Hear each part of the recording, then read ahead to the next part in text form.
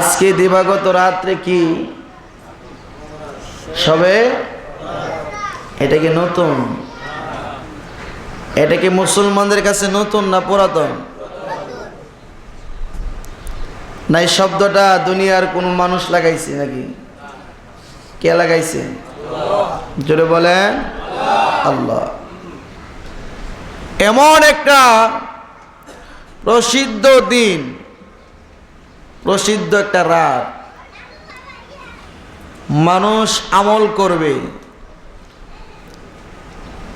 মানুষ আল্লাহর ঘরে আসবে, 2-4 রাকাত 10 রাকাত 20 রাকাত নামাজ পড়বে।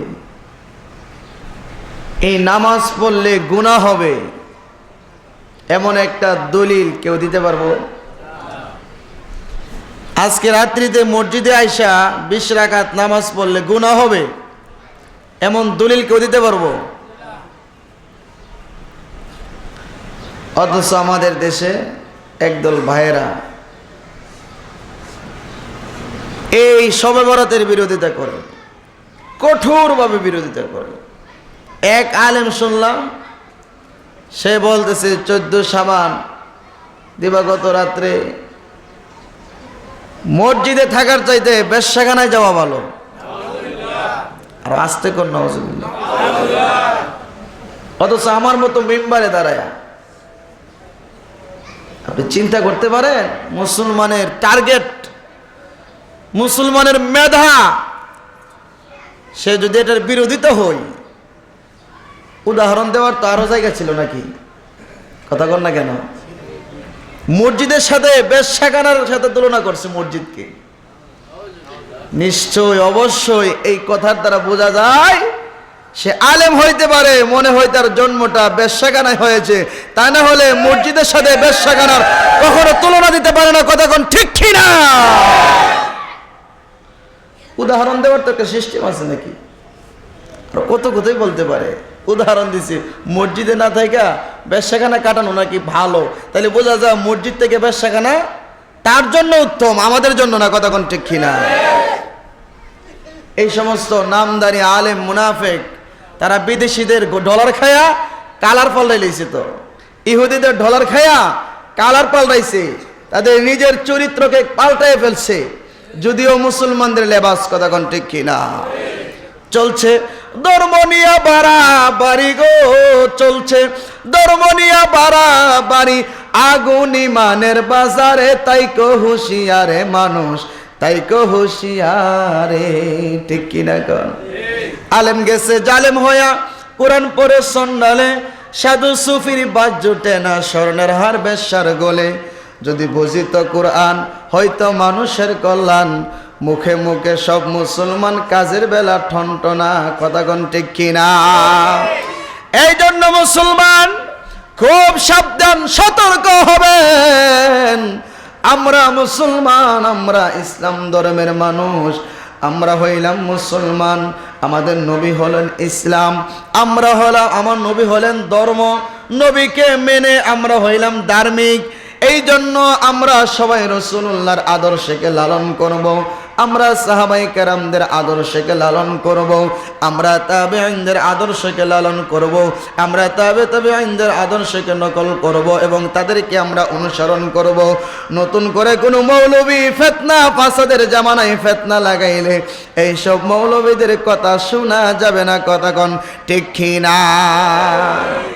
এই জন্য আজকে রাত্রিতে আমরা আল্লাহর ঘরে আসতে চাই কি চাই না? জোরে বলেন চাই কি না? আপনার ভাল লাগে না, আপনি আইসেন না। আপনার ঘর থেকে টাইম না আনার মতো সুযোগ সময় আমাদের নাই। কথা বলেন, আপনি আসবেন না, আপনি আইসেন না। আমরা আসি, বাধা দিয়েন না, বাধা দিলে কিন্তু দেখার আছে। কথা কোন ঠিক কিনা?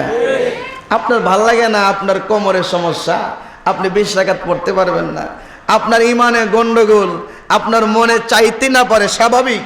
এই জন্য আমরা ইমানে গন্ডগোল নাই, আমরা মসজিদে থাকবই, আমরা ইবাদত করবই, আমরা রোজা রাখবই, আমরা তাহাজ্জুদ পড়বই, আমরা মালিককে ডাকবই। কথা কোন ঠিক কি না?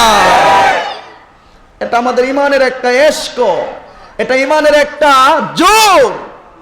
এই জন্য আমরা সবাই শবে বরাত পালন করতে রাজি আছি না নাই? ইনশাল্লাহ আছি না?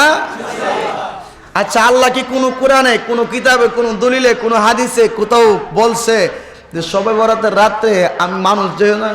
আজকে তো 14 ফেব্রুয়ারি না, অনেকে তো গেছে গা অনেক দূরে দূরে গেছেনি নাকি?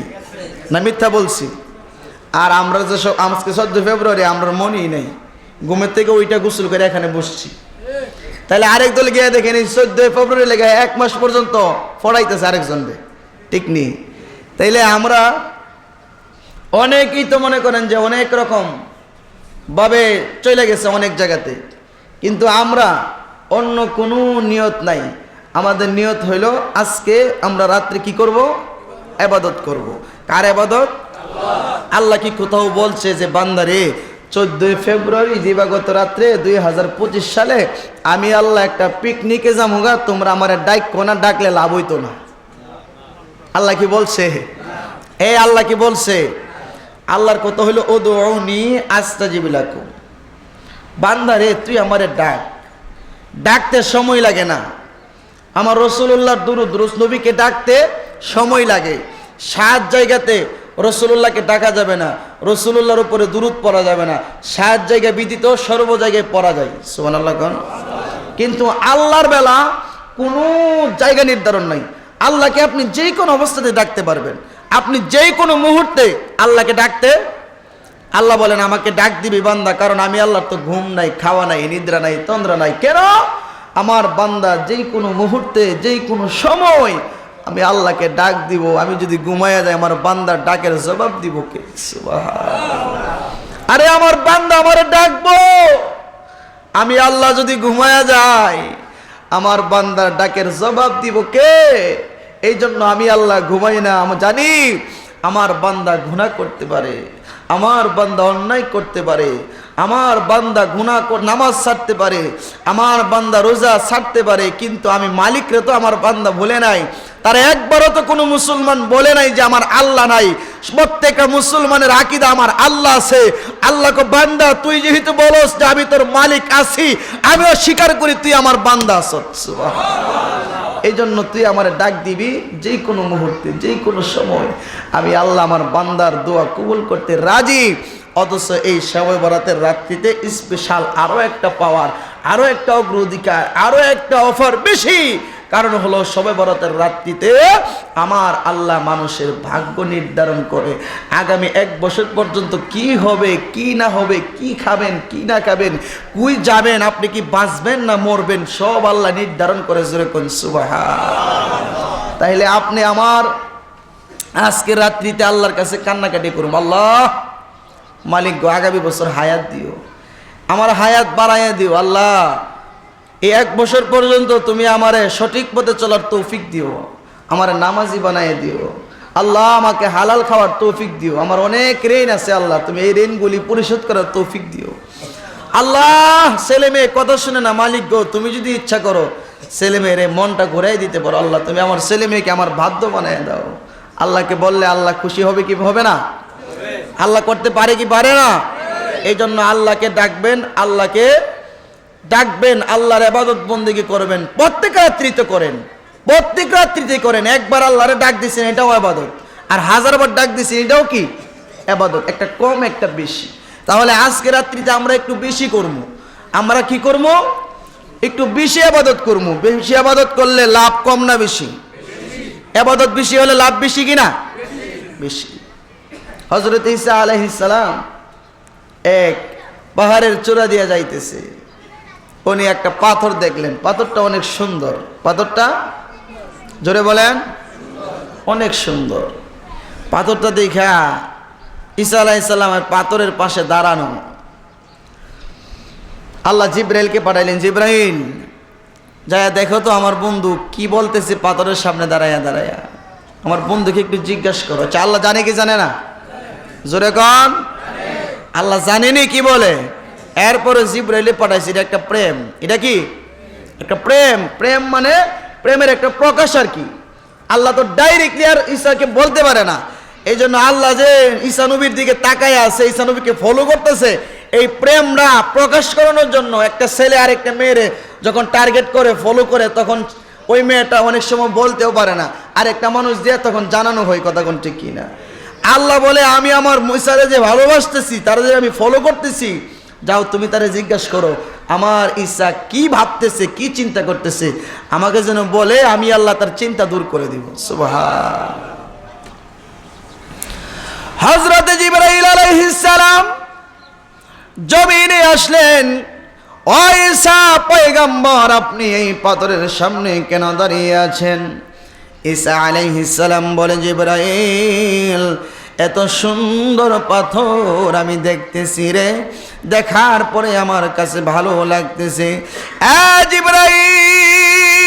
জিবরাইল, আল্লাহর সৃষ্টি জগতে আমার আল্লাহ কত কিছু রেখেছেন রে, এত বিশাল পাথর রে আমি ঈসা আগে কখনো দেখি নাই, দেখা বড় ভালো লাগছে, বড় সুন্দর লাগছে। আমার কাছে এই পাথরটা একটা আশ্চর্যজনক মনে হয়েছে, বলেন সুবহানাল্লাহ। এমন মনে হয়েছে যেন আমি আগে দেখি নাই, খুব ভালো লাগতেছে পাথরটা। জিবরাইল বলে, এই পাথরটা আপনি দেখাই এমন হয়ে গেলেন, পাথরের ভিতরে কি আছে আপনি জানেননি? বলে না। বলে পাথরের ভিতরে যা আছে তাও দেখতে পারবেন, একটা বাড়ি দেন আপনার হাতের লাঠি দিয়া। হযরত ঈসা আলাইহিস সালাম পাথরের মধ্যে বাড়ি দিলেন। বাড়ি দেওয়ার পরে পাথরটা দুইটা ভাগ হয়ে গেল। পাথরের যখন দুইটা ভাগ হয়ে গেল, আল্লাহর নবী ঈসা আলাইহিস সালাম তাকায় দেখে এই পাথরের ভিতরে আস্ত একটা জ্যান্ত মানুষ বসবাস করতেছে। পাথরের ভিতরে একটা জ্যান্ত মানুষ জীবিত অবস্থায়, এবং এর পাশে একটা আঙ্গুর ফলের বাগান দেখা যাইতেছে। আঙ্গুর ফলের বাগানটা সুস্বাদু, অনেক সুন্দর একটা বাগান, পাশেই একটা মানুষ। হযরত ঈসা বলে, জিবরাইল, পাথর দেখাই আমি অবাক হয়ে গিয়েছিলাম, এখন দিয়ে আরো অবাক হওয়ার দৃশ্য আমার চোখের সামনে ভেসে উঠেছে। জিবরাইল রে, আমার মালিক এমন কিছু নাই, আমার মালিক করতে পারে না রে। আমার আল্লাহ পাক রব্বুল আলামিন এই পাথরের ভিতরে কেমন করে মানুষটারে বসায় রাখছি, আমি একটু তার সঙ্গে কথা বইলা হাকিকত জানি, বলেন সুবহানাল্লাহ। হযরত ঈসা আলাইহিস সালাম লোকটাকে জিজ্ঞাসা করে, ভাই আপনি পাথরের ভিতরে কি করেন? বলে আল্লাহর ইবাদত করি। আর জোরে কোন? আরে মিয়া, ডাইন সাইডের মানুষ আগে বেশি কইতে হইব, কারণ আল্লাহর খাস রহমতটা ইমামের ডাইনে প্রথম আসে। কোন দিকে আসে? তাহলে ওই দিকের মানুষের জোর বেশি। ও বুঝছি, নামাজ দাঁড়ালে তো আপনারা ডাইনে পড়েন, এর লেগে জোরে কোন সুবহানাল্লাহ। এই পর্যন্ত বলেন, আর আপনারা অপ থাকেন, দেখে পাওয়ার কার আছে, বলেন সুবহানাল্লাহ। আপনারা অপ থাকেন, আপনারা বলেন সুবহানাল্লাহ। পাওয়ার একটু বেশি লাগে, মারহাবা কোন। আরে রাস্তাটা সুবিধা নেই, লোক বেশি আর কি। হযরত ঈসা আলাইহিস সালাম, এ আল্লাহর বান্দা, তুমি এই পাথরের ভিতরে কি করো? বলে পাথরের ভিতরে আমি মহান মালিকের জিকির করি, গফুরুর রহিম নাম তোমার আল্লাহ, আল্লাহ আল্লাহ। বলেন রহমান রহিম নাম আল্লাহ, আল্লাহ আল্লাহ। বলেন রহমান রহিম আল্লাহ।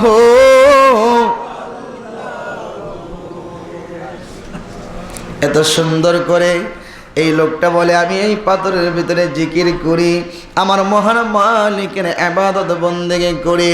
হযরত ঈসা আলাইহিস সালাম জিজ্ঞাসা করে, হে আল্লাহর বান্দা,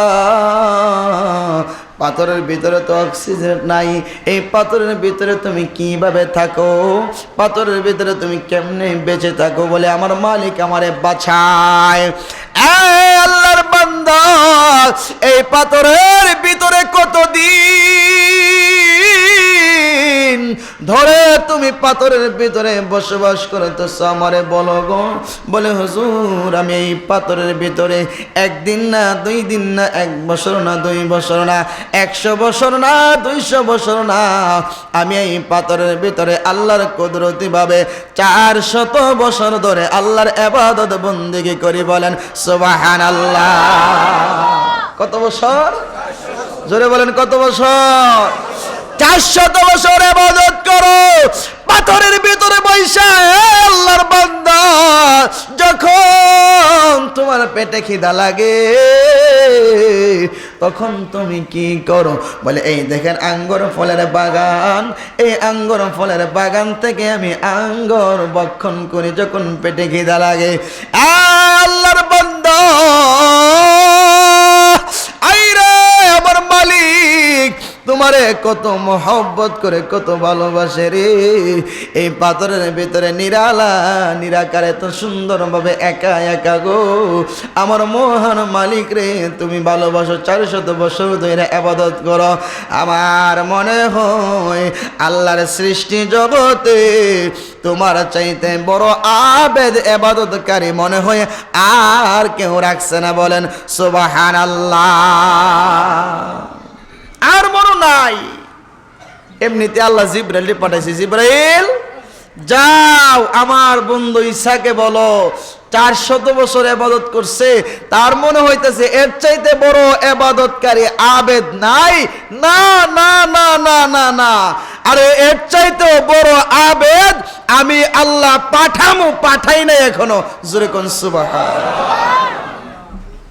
এর চাইতে বড় আবেদ আমি আল্লাহ দুনিয়াতে পাঠাই নাই। বলে কে? তার পরিচয় কি? বলে উনি হলেন সর্বশ্রেষ্ঠ নবী, সকল নবীদের নবী, নবীউল আম্বিয়া, শাফিউল মুযনিবিন, খাতামুন নবিয়্যিন, সাইয়্যিদুল মুরসালিন, রাহমাতাল লিল আলামিনের উম্মত। এক রাত্রিতে ইবাদত করলে ঈসা নবী তোমার উম্মত 400 বছর ইবাদত কইরা আল্লাহরে যেমন লাভ করছে, ওই আখিরি নবীর উম্মতরা এক রাত্রে ইবাদত করলে তার চাইতে বেশি আল্লাহর কাছে চলে আসবে। ঈসা নবী কো? আরে আমি তো আখিরি নবীর মারফত জানি। আমি যতটুকু জানি আখিরি নবীর উম্মতের 400 বছর ইবাদত করব দূরের কথা, 50 বছর হায়াতেই ফানা অনেকে। ঠিক নি 100 বছর হায়াত নাই, এই বেড়াতে 400 বছর ইবাদত করব কেমনে? আবার আল্লাহ কয় ঈসা আমার আখিরি নবীর উম্মত 400 বছর ইবাদত করতে হবে না, আমার উম্মতকে কয়েকটা রাত্র আমি দিছি, ওই রাত্রিগুলি যদি ইবাদত করে আর আমি আল্লাহরে ডাকার মতো ডাকতে পারে, আমি আল্লাহ 400 বছরের আবেদের চাইতেও বেশি মোহব্বত, বেশি ভালোবাসা, বেশি দামি তারে বানায় দিমু। তারা হইল আখিরি নবীর উম্মত। আসে নাই, দুনিয়াতে আসবে। আপনার আমার নাম, আপনার আমার সুনাম। আল্লাহ আপনি আমার দুনিয়াতে আসার আরো শত বছর আগে ঈসা নবীর সাথে বর্ণনা করছে। জোরে কোন সুবহানাল্লাহ। এই উম্মতের শান, এই উম্মতের মান, এই উম্মতের গুণগান আমার আল্লাহ শত বছর আগে থেকেই করেছে পাবলিসিটি। অথচ এই উম্মত আয়েশা সবে বরাত লাগে না, সবে বরাত লাগে না, সবে কদর লাগে না, সবে মেরাজ লাগে না কইতে আহা এত সুন্দর একটা পানির মতো ইসলামটাকে এমন বানাইছে যার মন মতো নিতাছে। দিছে পানি, আরেকজনে দিছে লেবু, আরেকজনে দিছে চিনি, আরেকজনে দিছে ট্রেন, সব মিলায় যখন একটা লাড়া দিছে পরে কি হইছে? জোরে কোন? এখানে ছিল কি? পানি। বানাইছে কি? আচ্ছা বলেন, আপনি শরবত যতই ভালো হোক পানির মতো উপকার? কথা বলেন না কেন? পানির মতো উপকার। পানি এটা সুন্দর, পানির অপর নাম কি? জীবন। না আজ না কোনো বৈজ্ঞানিক, কোনো জ্ঞানী, কোনো ডাক্তার কইছে যে শরবতের অপর নাম জীবন? তাইলে বোঝা যায় পানিটা কি দামি। কথা কোনটা কি না? এত সুন্দর একটা পানির মতো ইসলামটাকে, নির্ভেজাল একটা জিনিসকে আজকে